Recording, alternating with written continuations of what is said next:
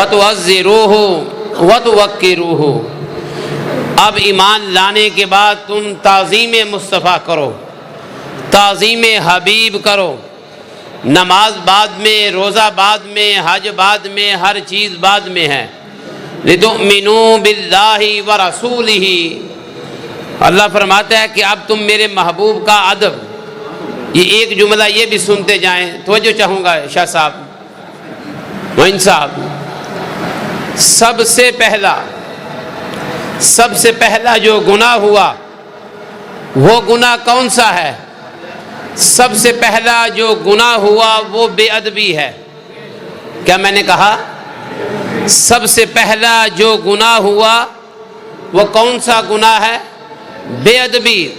اسجدوا لآدم، شیطان سے کہا سجدہ کرو، اس نے انکار کر دیا۔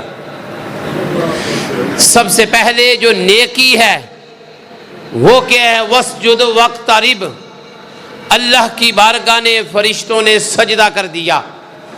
تو لہذا اللہ تعالیٰ سے یہ دعا کیا کریں، اللہ تعالیٰ ہمیں زندگی بھر ادنا سی بے ادبی گستاخی سے محفوظ رکھے۔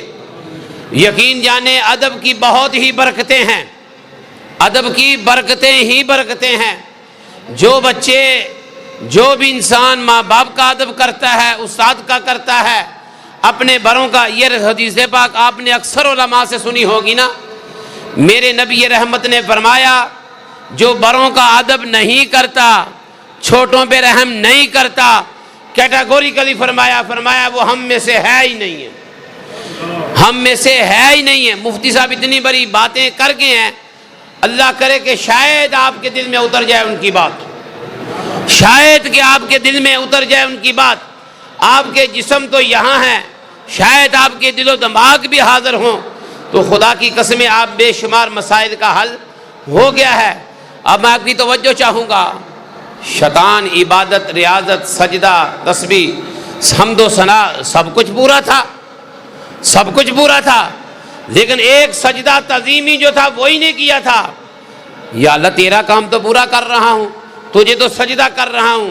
وہ بے نیاز جو کسی کا محتاج نہیں ہے، رب کو کوئی مجبور نہیں کر سکتا، جو مجبور ہو جائے پھر وہ رب نہیں ہے۔ لیکن بے نیاز نے فرمایا اگر تو نے آدم کی تعظیم نہیں کی تو پھر فخرج، نکل جائے یہاں سے۔ تو لہذا مفتی صاحب کے آج جو بیان کا لب لباب تھا وہ کیا تھا؟ ادب۔ کیا تھا؟ بولو کیا تھا؟